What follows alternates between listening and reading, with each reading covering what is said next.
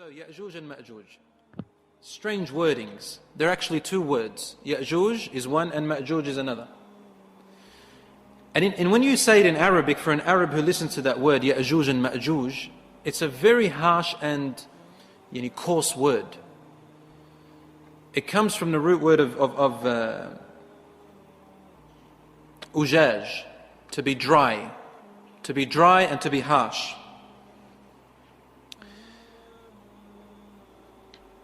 And it also comes from the meaning al-ajj, meaning when the enemy comes really fast, close to you really fast, attacks you really quickly. So these Yajuj and Majuj, they are dry and harsh in nature, and when they come out, they're going to come out so quickly and so fast that you will not be able to stand in front of them. You have to run away from them. That's what the scholars tell us about these meanings. And Yajuj is a tribe, and Majuj is another tribe, but they are related. And they are actual human beings. Yajuj and Majuj are human beings. They are tribes that actually exist on earth. They existed close to the time of Musa alayhi salam, in an era of a great king named Dhul Qarnayn. Anyone heard of Dhul Qarnayn? Dhul Qarnayn, the man of the two horns. He was called that name because he used to wear a hat that had two horns coming out of it. That's one meaning.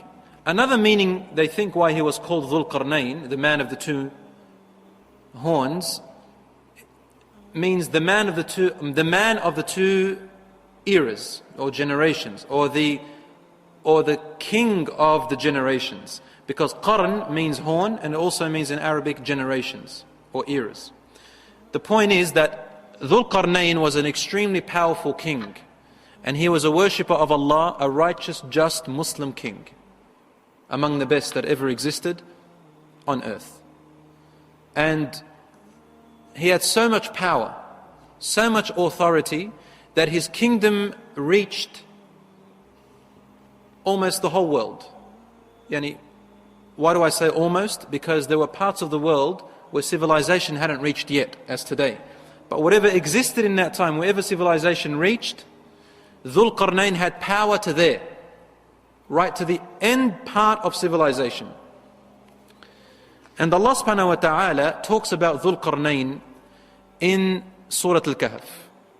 You'll find Surah Al-Kahf mentioning so much. That's why it's so important in relation to Ad-Dajjal. It speaks about Dhul Qarnayn as being that king. And Allah subhanahu wa ta'ala describes him, as I said, as a just and fair leader who used to say, whoever does good, then we will reward him. And whoever does wrong, then we will punish him a punishment in this earth, and in the hereafter will be punished by his Lord, a punishment that is unheard of. So he was very strict on laws that Allah subhanahu wa ta'ala has sent down.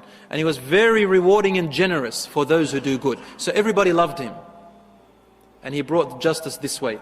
Very harsh on the wrong and very generous on the good.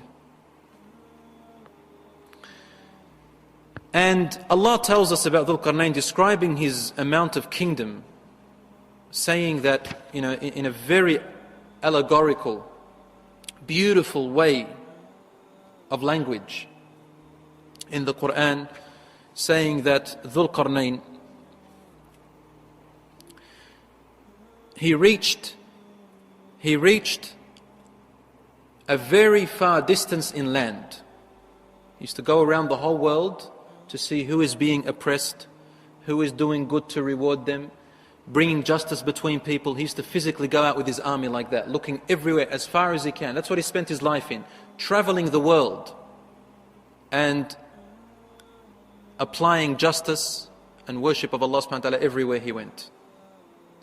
So Allah describes one of his journeys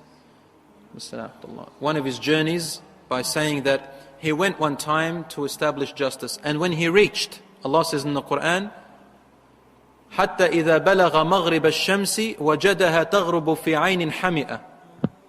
When he reached the place of the setting of the sun, he found it setting in a murky pond or in a murky water. What does this mean? It means, now there are non-Muslims out there who try to use this against us. They say, what's this Quran talking about science? How can a sun set inside of water when we know that the earth rotates around the sun? And how can a man reach the setting of the sun? The sun doesn't set, the earth rotates around. You can't really reach the sun. There's no such thing. What these miserable people don't understand is the language of the Quran. Okay, they can't come and teach us about the Quran now. The Arabs at the time of the Prophet ﷺ understood it better than these miserable people. And if there was any problem with it, they would have beaten them to find a fault in the Quran. Trust you me. So these people come and use half-suck twisty English, and they try to explain the Quran through their miserable ways. The Quran here is talking allegorically, because the Quran addresses human beings. And when you address human beings, and especially the whole world, it has to address them in a way where everybody could understand simple language. Allah is saying allegorically in beautiful speech that, in two things. He reached a place where it looks like the sun is setting. It looks like that. It's like saying, oh, the sun set behind the mountain, behind the hill. If you go behind the hill, will you find the sun? No, we say it's set behind the sun, behind the mountain. Everybody uses that language. Or you say, oh, look at that rainbow. It starts from there and ends there. But it doesn't really end there. It doesn't even come on earth. So it's what the eye sees. Allah says, when He reached where it seemed like the sun was setting. In other words, Allah is telling us, Dhul Qarnayn reached a very, very far end of the world. He said he found it setting in a murky pond, meaning it looked like as if it was setting inside the ocean. And it looked murky to him. Because when the sun is setting, you could see a very strange appearance on the surface of the ocean. Allah called it hami'ah, murky or a strange appearance or a foggy appearance. He found the sun setting there, meaning there was no more land beyond where he reached. Meaning Dhul Qarnayn reached the farthest land where nobody could reach even further. There was no more civilization after there. That's what that verse is talking about. He said he found people there. وَجَدَ مِن دُونِهِمَا قَوْمًا لَا يَكَادُونَ يَفْقَهُونَ قَوْلًا. He found there people that could hardly understand normal speech. They were very primitive in speech. They said, Ya Dhul Qarnayn, O Dhul Qarnayn, they knew he was the king. Can you please help us? Yajuj and Majuj, mufsiduna fil ard. They are corruptors on earth. Now I want you to analyze with me over here. These people who are complaining to Dhul Qarnayn, they were very primitive in lifestyle and in language. So he reached the border of the world where civilization was so behind. And they were trying to explain to him about this other civilization that are even worse than them. That are even more primitive, worse and corruptive than these people that he just met. This is what Allah says in the Quran. ثُمَّ أَتْبَعَ سَبَبًا. Allah says, then Dhul Qarnayn took a pathway. حَتَّى إِذَا بَلَغَ بَيْنَ السَّدَّيْنِ وَجَدَ مِن دُونِهِمَا قَوْمًا. When he reached between two dams, there was some kind of dams that blocked a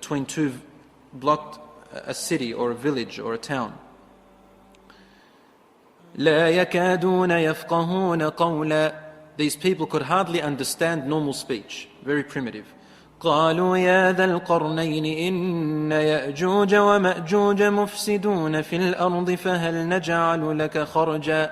So they said, oh Dhul Qarnayn, Yajuj and Majuj are very corruptive on earth. They kill, they take, they steal, they do all these things.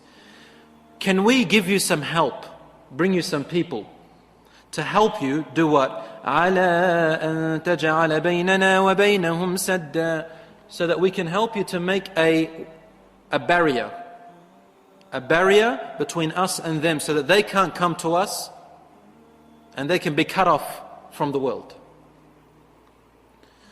Then Dhul Qarnayn replies, قال ما مكني فيه ربي خير فأعينوني بقوة أجعل بينكم وبينهم ردما. He said, Allah has already given me enough power. I don't need your help. Thank you for offering.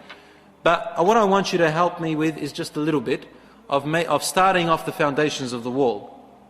I'll make between you and them a wall.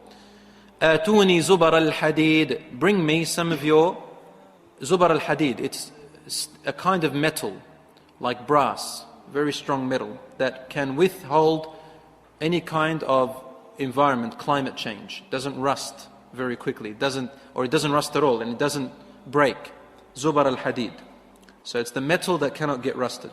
حَتَّى إِذَا سَاوَى بَيْنَ الصَّدَفَيْنِ قَالَ انفُخُوا.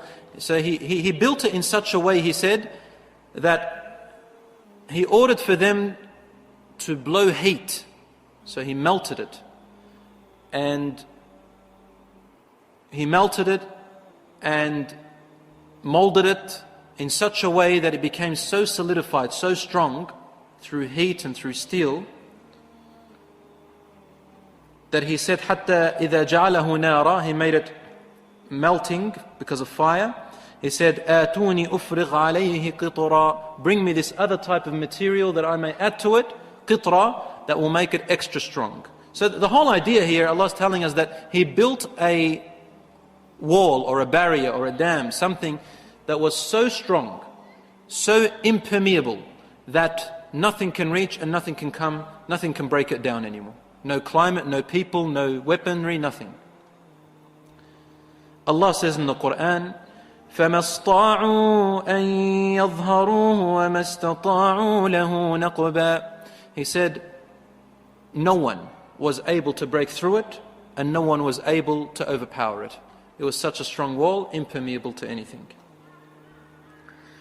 And when Dhul Qarnayn looked at the people, they looked at this wall and they said, wow, this is a very strong wall. And Dhul Qarnayn wanted to teach them a lesson. Finally, he said, قَالَ هَذَا رَحْمَةٌ مِّن رَبِّي. He said, this is from the mercy of my Lord. What's the mercy here? That He allowed us to prevent you from the corruption of Yajuj and Majuj.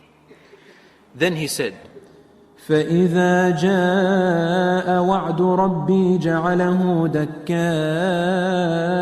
وَكَانَ وَعْدُ رَبِّي حَقًّا. He said, now, this wall has been built there, it's strong. This is a mercy from your Lord for now. But when the promise of my Lord has arrived, Allah has decreed something that's going to happen. Allah will make this wall destroyed. He will destroy it. Dakka, meaning it will be level with the ground. وَكَانَ وَعْدُ رَبِّي حَقًّا. The promise of my Lord is truly going to come, no doubt. What is he saying here? He's saying that Yajuj and Majuj will be blocked off the world, from the world, until a certain time that is going to come. Allah, it is only Allah who will destroy, who will allow for this wall to be destroyed, and when it is destroyed, this Yajuj and Majuj will come out. Allah says, وَتَرَكْنَا بَعْضَهُمْ يَوْمَئِذٍ يَمُوجُ فِي بَعْضٍ وَنُفِخَ فِي الصُّورِ فَجَمَعْنَاهُمْ جَمْعًا. He said, and so we left them, Yajuj and Majuj.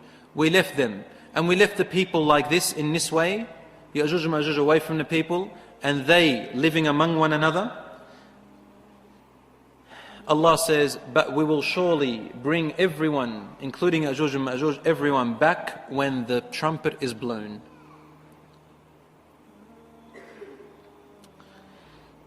So no one has been able to break through this wall ever since.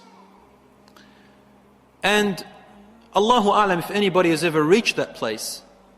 But if you want to know where it is, from the tafsir that I have read, and Allah knows best of course, they indicate that their position is somewhere near the upper part of the world, towards the North Pole.